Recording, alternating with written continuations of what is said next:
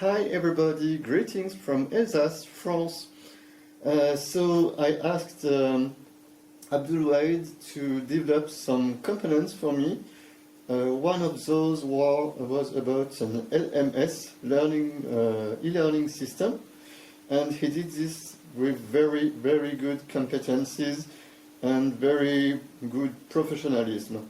I should say he every day took some informations, he every day planned some points with me to be the nearest from my customers' needs.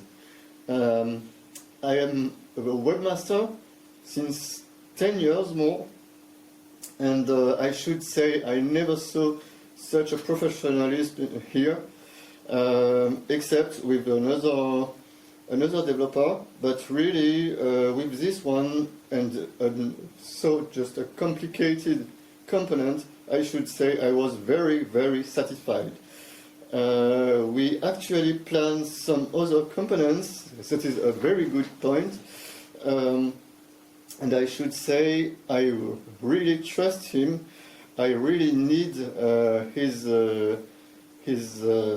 experience for some points I have to look at.